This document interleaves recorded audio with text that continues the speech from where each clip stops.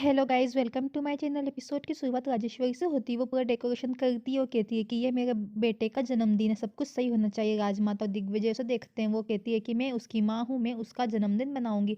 जय चंपा को बुलाने की कोशिश करता है, वो उसे सब कुछ बताती है। नंदिनी को विक्रम का फोन आता है। वो पूछती है कि तुम कैसे हो। कहता है कि मुझे आपको वीर के बारे में कुछ बताना है। चंपा जैसे कहती है कि पहले पैसे ट्रांसफर करो, फिर मैं तुम्हें खबर दूंगी। वो कहती है कि वीर रानी साका खून का बेटा है। नंदिनी कहती है क्या। वो चौंक जाती है। नंदिनी कहती है कि मुझे इस बात पर विश्वास नहीं हो रहा है। वीर का जन्म उसी स्त्री से हुआ था और हम उसे हमेशा एक भारी व्यक्ति मानते थे। वो कहती है कि मुझे जय से बात करने दो, मैं वीर से मिलने आती हूँ।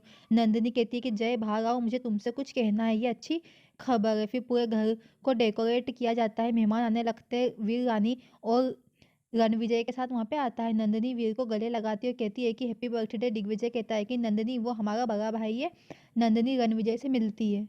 जय कहता है कि कौन जानता था कि तुम रानिसा के बेटे हो। तुम इस घर में एक अजनबी की तरह रहते थे। मुझे उम्मीद है कि ये हमारे बीच भी ठीक हो जाएगा। वीर गुस्सा हो जाता है। विक्रम कहता है भाई चलो केक काटते हैं। राजेश्वरी वीर को चाकू देती है, कहती है कि मैंने तुम्हारा बर्थडे कभी नहीं बनाया, मैं इसे आज से पूरे मन से करूंगी। रानी कहती है प्लीज केक काटिए। वीर वो केक काटता है, सब ताली बजाते हैं सब।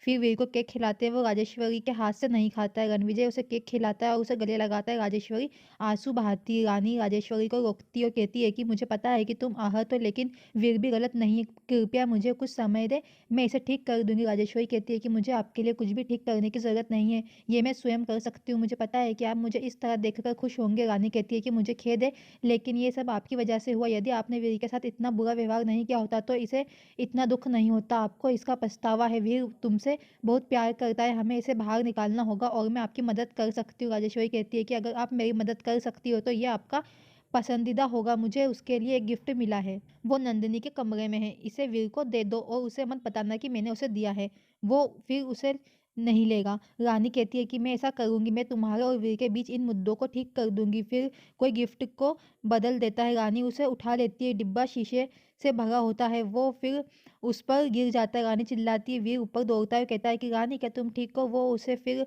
उठाता है। वीर कहता है कि ये ग्लास कहाँ से आया। वो उसके घावों को साफ करता है। राजेश्वरी चौंक जाती है। वो पूछता है कि कैसे हुआ। रानी कहती है कि मैं इसे उठा गई थी और ये गिर गया और टूट गया, ये मेरी गलती है। जय उसके दिल में कहता है कि वो कुछ छुपा रही है। नंदिनी कहती है कि तुम्हें कैसे पता। वो कहता है कि मैं सिर्फ अनुमान लगा रहा था। नंदिनी कहती है कि तुम घबराए हुए क्यों लग रहे हो। कहता है कि तुम्हारे घर में बहुत गर्मी है। रानी कहती है कि चलो नीचे चलते हैं, सभी मेहमान वहाँ पे है। राजेश्वरी कहती है कि तुम गिफ्ट नहीं संभाल सकी और मेहमानों की परवाह नहीं कर सकती।